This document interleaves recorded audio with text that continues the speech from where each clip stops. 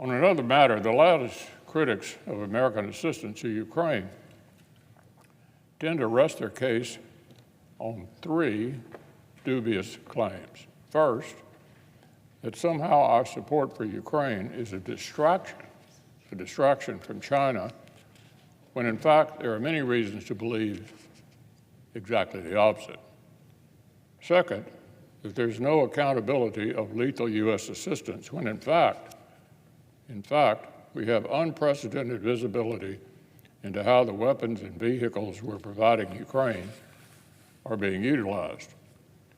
And third, that somehow this whole thing is a zero-sum proposition, that support for Ukraine or European security comes at the expense of American prosperity and security, that we're spending too much.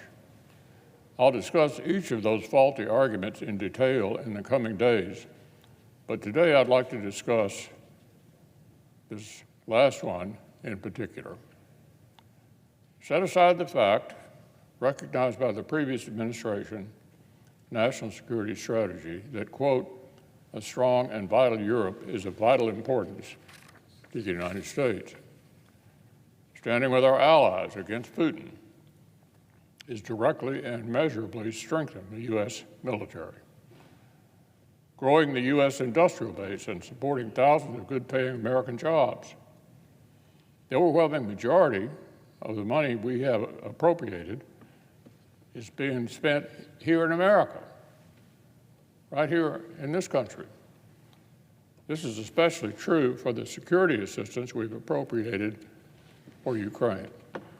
This assistance falls into two basic buckets. The first, smaller portion, is for the Ukraine Security Assistance Initiative, USAI for short. USAI predates the Biden administration. It was used by the previous administration to enhance Ukraine's military capabilities. The second, larger portion isn't even for Ukraine.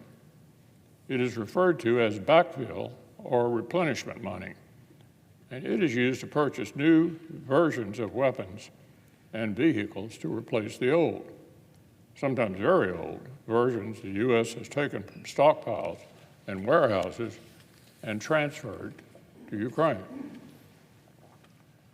Now, the Biden administration often announces tranches of assistance as though it's new direct aid to Ukraine. In fact, it is previously authorized or appropriated assistance that is only too slowly actually being dispersed. But in both cases, the money we're talking about doesn't go to Ukraine. It goes to defense manufacturing facilities all across America and supports tens of thousands of American jobs, expanding our defense industrial capacity to better compete with China, replenishing America's arsenal with American weapons built by American workers. But don't take my word for it. Just look at where some of these resources are going. Nearly $1.4 billion is buying the U.S. military new Javelin anti-tank missiles. These weapons are manufactured at facilities in Troy, Alabama, Ocala, Florida, Farmington, New Mexico, and Tucson, Arizona, that employ hundreds of thousands of Americans.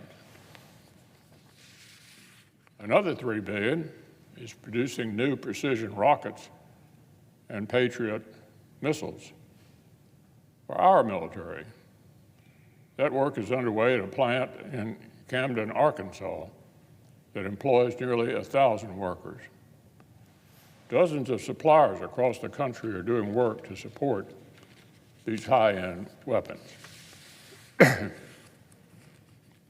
Hundreds of millions of dollars in new air-to-air weapon systems bound for the U.S. military are rolling off production lines across the country, from a Massachusetts facility that employs 400 people to one in Arizona that employs 14,000, and this work is made possible by suppliers all across America, including in Iowa, Missouri, Texas, Florida, Alabama, Utah, and my home state of Kentucky. Tens of billions of dollars directly invested in American military strength, directly supporting thousands of American jobs, and expanding our defense industry's capability to produce weapons needed to deter adversaries like Russia and China. Our support to Ukraine is grinding down one of America's biggest strategic adversaries and showing the other one the strength of our resolve. And it's providing Western forces from NATO to Taiwan with valuable operational lessons to apply to their own defense. The value of that to American interests can hardly be measured simply in dollars or jobs. But critics of this investment cannot ignore its returns. American industry and workers are stronger for it. Our war fighters are stronger for it. And our nation is stronger for it.